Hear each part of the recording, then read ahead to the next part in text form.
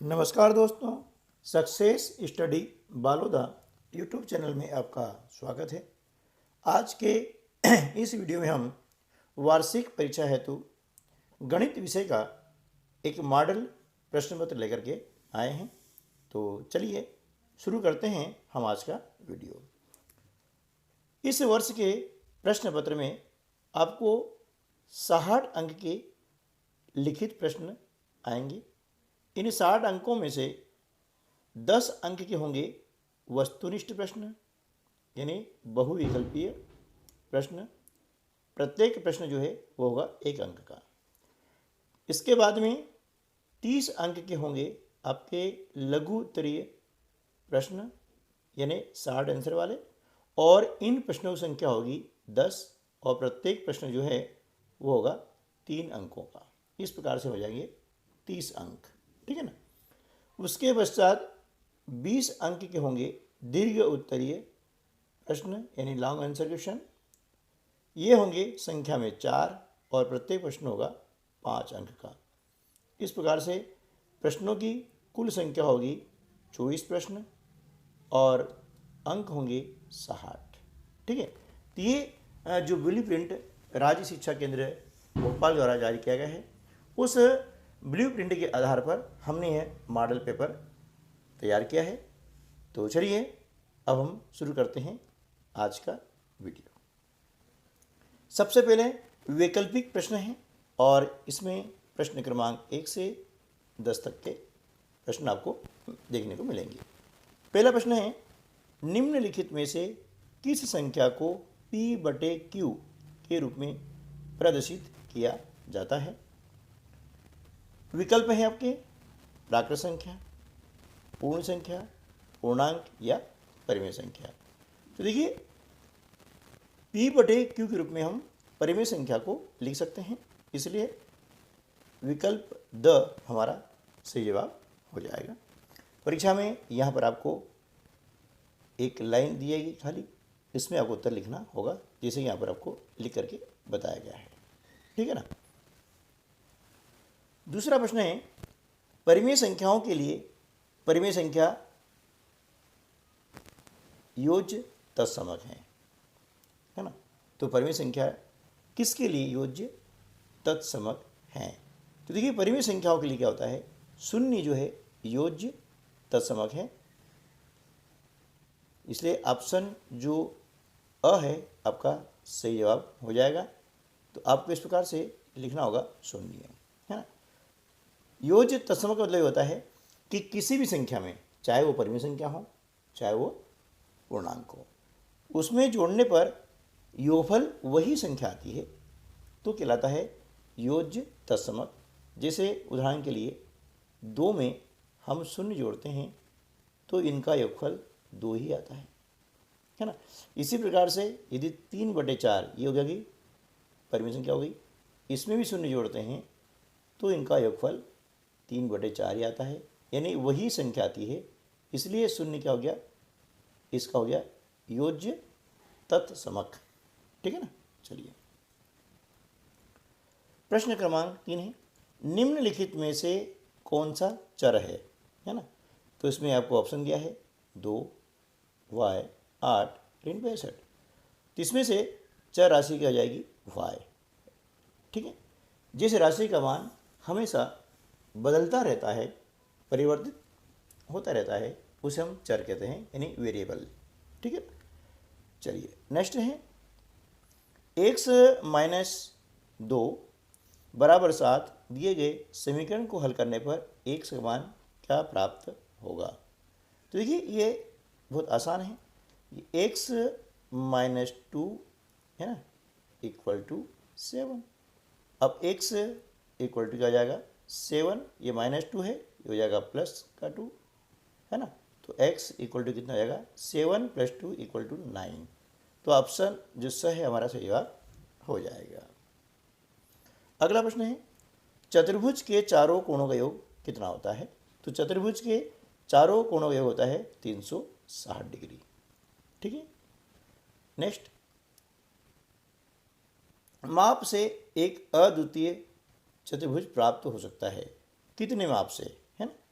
वे एक अद्वितीय चतुर्भुज प्राप्त करने के लिए हमें कितने माप होने चाहिए? तो इसका सही आंसर हो जाएगा 5, है ना। 5 माप हमारे पास में होना चाहिए। अगला प्रश्न है, किसी भी प्राकृत संख्या का स्वयं से गुणा करने पर जो गुणनफल प्राप्त होता है उसे उस संख्या का कहते हैं, क्या कहते हैं? वर्ग, है ना। किसी भी प्राकृत संख्या का स्वयं से गुणा करने पर जो गुणनफल प्राप्त होता है उसे हम कहते हैं वर्ग बोलते हैं, है ना। जैसे 3 में हमने 3 का गुणा किया तो कितना हो जाएगा? 3 तिया 9, यानी ये 9 3 का वर्ग होगा। इस प्रकार लिखेंगे 3 का वर्ग बराबर 9, ठीक है ना। नेक्स्ट है, अब यहाँ पर निम्न में से किसको इस चिन्ह के द्वारा प्रदर्शित किया जाता है? ये चिन्ह जो होता है, ये चिन्ह होता है वर्गमूल का, है ना। तो ऑप्शन ब जो है हमारा सही जवाब हो जाएगा, ठीक है। और इसी प्रकार से यदि इस प्रकार से आता है तो ये चिन्ह हो जाएगा आपका घनमूल का। यदि 3 लिखा हुआ है तो घनमूल, और यदि 3 नहीं है ना, तो क्या हो जाएगा? वर्गमूल। ये सिर्फ चिन्ह वर्गमूल का है। अगला प्रश्न है, इनमें से कौन सी संख्या हार्डी रामानुजन संख्या है? तो 1729, 4104 और 13832 उपरोक्त सभी। तो ये सभी संख्या हैं हार्डी रामानुजन संख्या कहलाती है, इसलिए ऑप्शन द जो है सही जवाब हो जाएगा। अगला प्रश्न है, क्रय मूल्य ऋण विक्रय मूल्य बराबर क्या होता है ना। तो ये क्रय मूल्य में से विक्रय मूल्य घटाते हैं तो होती है हानि, ठीक है ना, इस प्रकार से। अब लघुत्तरी प्रश्न क्रमांक 11 से 20 तक आपको आएंगे। तो -1/2 का योज्य प्रतिलोम कितना होगा, है ना। देखिए, योज्य तत्समक अलग होता है और योज्य प्रतिलोम अलग होता है। तो -1/2 का योज्य प्रतिलोम हो जाएगा 1/2, ठीक है ना। योज्य प्रतिलोम में क्या होगा? चिन्ह हट जाता है। एक समबहुभुज के प्रत्येक बाह्य कोण का माप ज्ञात कीजिए जिसकी 9 भुजाएं हैं, ठीक है। तो देखिए, इसमें हमें बाह्य कोण के माप ज्ञात करना है। तो क्या होता है कि किसी भी समभुज के सभी कोणों का होता है 360 डिग्री। n यानी इसकी भुजाओं की संख्या हो गई है ना। तो हमने लिखा कि दिए गए समबहुभुज का प्रत्येक बाह्य कोण हो जाएगा 360 डिग्री बटे n, ये मतलब भुजाओं की संख्या। अब 360 बटे n यानी 9 हो गया, ये लिखा 360 बटे 9 यहाँ लिखा हुआ है। 9 से हम इसे डिवाइड कर देते हैं, 9 एकम 9, 9 चौके 36, शून्य के शून्य। तो इस प्रकार से समबहुभुज के प्रत्येक बाह्य कोण का मान कितना हो गया? 40 डिग्री, ठीक है। ये प्रश्न बहुत ही महत्वपूर्ण है। अगला प्रश्न है, 19 के वर्ग का मान ज्ञात कीजिए। अब 19 का वर्ग मतलब 19 की घातांक 2, इसको कहते हैं वर्ग।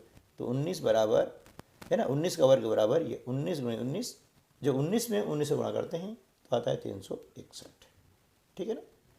नेक्स्ट है, 1 सेंटीमीटर भुजा वाले कितने घनों से 2 सेंटीमीटर भुजा वाला एक घन बनेगा? तो देखिए, 2 सेंटीमीटर भुजा वाला घन बनाने के लिए हमें क्या करना होगा कि 1 सेंटीमीटर वाले 8 घनों की आवश्यकता होगी, यानी 2 गुणा 2 गुणा 2। तो घन में लंबाई, चौड़ाई और ऊंचाई तीनों बराबर होती है। अगला प्रश्न है, विक्रय मूल्य की परिभाषा लिखिए। तो किसी वस्तु का वह मूल्य जिस पर वस्तु को बेचा जाता है विक्रय मूल्य कहलाता है, ठीक है ना। नेक्स्ट है, अनुपात 3:4 को प्रतिशत में परिवर्तित कीजिए। 3:4 यानी 3/4, इस प्रकार से, है ना। अब किसी भी, अब ये क्या हो गई है? भिन्न हो गई है। अब किसी भी भिन्न को यदि हम बदलते हैं प्रतिशत में तो इसमें हम क्या करते हैं? 100 का गुणा इस प्रकार से कर देते हैं, ठीक है ना। 4 से डिवाइड करते हैं, 4 दूनी 8, 4 पंजे 20, तो 3 गुणित 25 बराबर कितना हो जाएगा? 75%, इस प्रकार से, है ना। ऐसा भी कर सकते हैं और ऐसा भी कर सकते हैं। अगला प्रश्न है, धारिता की परिभाषा लिखिए। किसी बर्तन में भरी हुई वस्तु की मात्रा उसकी धारिता कहलाती है। अगला प्रश्न है, बेलन का पृष्ठीय क्षेत्रफल ज्ञात करने के लिए किस सूत्र का प्रयोग किया जाता है? तो इसका उत्तर हो जाएगा कि बेलन का पृष्ठीय क्षेत्रफल ज्ञात करने के लिए, है ना, 2πr ब्रैकेट में r प्लस h का प्रयोग किया जाता है। इसमें पाई का मान हमेशा 22/7 होता है। ठीक है, r मीन्स क्या होता है? त्रिज्या होता है ना। r मीन्स क्या हो गया? त्रिज्या। और h मीन्स होता है हाइट यानी ऊंचाई। ठीक है ना, ये h मीन्स क्या हो गया? ऊंचाई हो गया। तो ये हो गया बेलन का पृष्ठीय क्षेत्रफल। अगला प्रश्न है, यदि 2 की घात -2 है तो उसका मान क्या होगा? इस प्रकार देखिए, 2 की घात -2 है, इस प्रकार से, तो इसका मान क्या होगा? तो देखिए, इसका मान ज्ञात करने में क्या करेंगे कि जब भी कोई भी संख्या हो, चाहे परमेय संख्या हो चाहे प्राकृत संख्या हो, इसकी घातांक ऋणात्मक होती है तो इसका हम कहते हैं गुणन प्रतिलोम 2/1। इसका उल्टा क्या हो जाएगा? 1/2। और घातांक आपकी क्या होगी? 2, यानी होगी धनात्मक। तो 1/2 का वर्ग यानी 1/2 गुणा 1/2 बराबर 1/4। इस प्रकार से हो जाएगा ये। ठीक है ना, तो ये आपका उत्तर आ गया 1/4। नेक्स्ट है, 25 को व्यापक रूप में लिखिए, है ना। तो यहाँ लिखा हुआ है 25 यानी 20 धन 5। ठीक है, यानी 10 गुणा धन धन 1 गुणा 5। ये आपका व्यापक रूप हो गया है। अब बारी आती है दीर्घ उत्तरीय प्रश्नों की। तो प्रश्न क्रमांक 21 से 24 तक आपको रहेंगे दीर्घ उत्तरीय प्रश्न। पहला है, मान ज्ञात कीजिए। तो -1/2 प्लस 3/7 ब्रैकेट प्लस ब्रैकेट में -4/3, ये आपको दिया गया है, इसका मान ज्ञात करना है। तो देखिए, यहाँ पर -1/2 प्लस 3/7 बड़ा ब्रैकेट है प्लस छोटा कोष्ठक में -4/3 हो गया। अब यहाँ पर ये कैसे आया, इसको थोड़ा सा समझ लेते हैं, है ना, शार्ट में। देखिए, ये -1/2 प्लस 3/7, ठीक है ना। तो 2 और 7 का एलसीएम निकालते हैं तो आता है 14। 2 का भाग लगाया 7 बार, 7 एकम 7 यानी -7 हो गया, प्लस 7 दूनी 14, 2 तिया 6, है ना। बड़ी संख्या माइनस वाली है, माइनस लगाया, 7 में 6 घटाते हैं तो 1 बचता है, 1/14। इस प्रकार से यहाँ आ गया 1/14। ठीक है ना। प्लस ब्रैकेट में -4/3 है। तो अब इसको कैसे हल करेंगे वो भी देख लेते हैं, है ना। तो ये आ गया कितना? -1/14 है। ये प्लस और माइनस का यदि मल्टीप्लाई करते हैं तो माइनस आता है 4/3। अब यहाँ पर 14 और 3 का निकालते एलसीएम तो आता है 42। 14 3 42, 3 एकम 3 यानी -3। 3 का भाग लाएंगे 14 बार, 14 गुणा करते हैं 4 में तो कितना आता है? 56। अब दोनों समान चिन्ह हैं, जुड़ जाएगा और चिन्ह वही आएगा यानी माइनस का। 56 और 3 होते हैं 59 यानी 59/42। यहाँ लिखा है -59/42। ठीक है। ये अगला है, दिए गए समीकरण को हल कीजिए। यहाँ पर x/3 है ना, +1 = 7/15 ये दिया हुआ है, 7/15 है ना। अब यहाँ पर दोनों पक्षों में से घटा दिया गया है ना, और पक्षांतर विधि दोनों का उपयोग कर सकते हैं। अब घटा दिया है, एक ही बात है, प्लस का माइनस होगा, है ना। पक्षांतर वही करते हैं तो यहाँ क्या हो गया है? x/3 + 1 - 1 बराबर 7/15 - 1। इस प्रकार से हो गया है। यहाँ पर भी इस प्रकार हो गया है, 1 से 1 माइनस हो गया, बचा क्या? x/3 बराबर 7/15 है ना, 7/15 माइनस 1/1। इसका हम निकाला एलसीएम तो इस प्रकार हो जाएगा 15। 15 में 15 भाग लगाते हैं, 1 बार जाता है, 1 7 7 माइनस 1 का भाग लगाया 15 में तो 15 बार जाता है, 15 एकम 15। बड़ी संख्या माइनस वाली है, माइनस 15 में से 7 घटाते हैं तो 8 आता है, तो -8/15 ये हो जाता है -8/15 यानी x बराबर 3 बराबर -8/15। अब ज्ञात क्या करना है मान किसका? x का। तो क्या करेंगे, तो x जो बराबर होता है, x बराबर हो जाएगा, क्या हो जाएगा, -8/15। अब यहाँ पर भाग की क्रिया कर रही है, पक्षांतर करेंगे, गुणा, तो 3/15, यानी x बराबर हो जाएगा -8/5।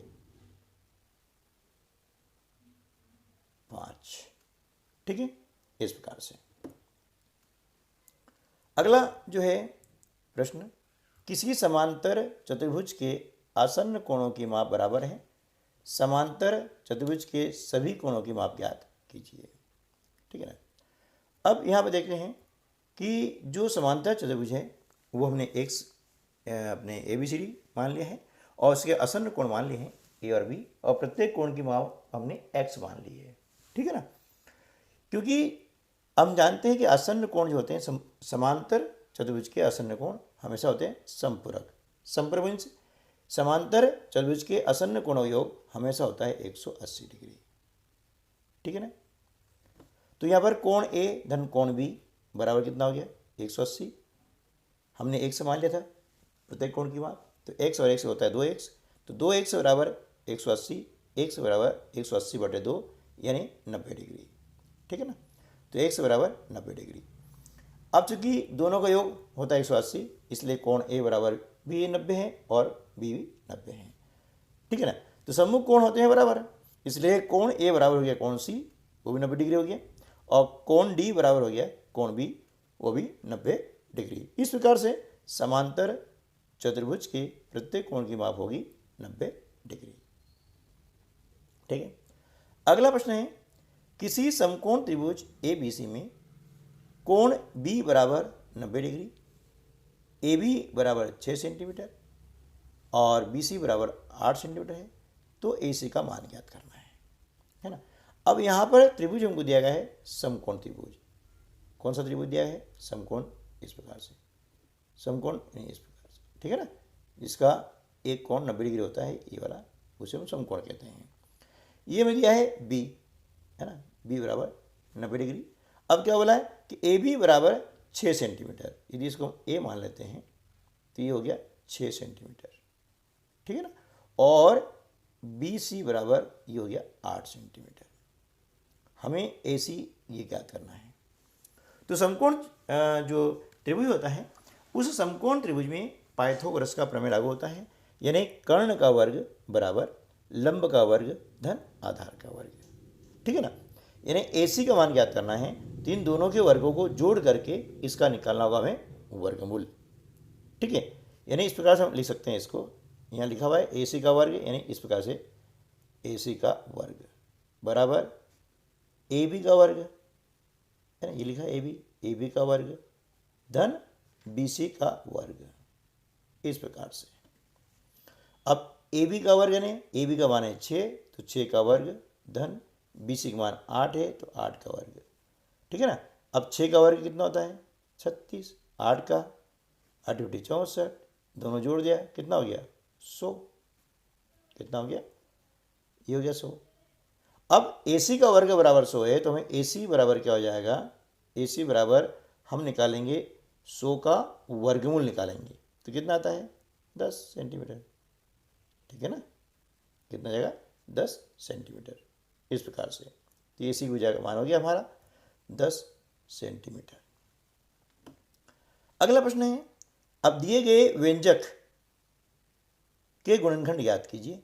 यहाँ पर दिया है a की घातांक 2, ये इस प्रकार से दिया है, यानी a वर्ग धन 8a धन 16, ये आपका सवाल है।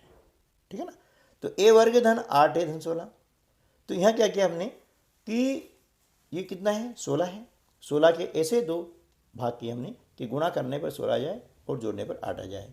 तो a वर्ग धन 4a धन 4 है, कि 4 और 4 जोड़ते हैं तो 8 आता है, और 4 में 4 गुणा करते हैं तो 16 आता है, तो ये लिखा, बाकी धन 16 ऐसे आ गया। अब देखेंगे इन दोनों में कॉमन क्या है ना, इसको ध्यान रखिएगा, इसकी जगह इस प्रकार लिखना है आपको, क्या है ना।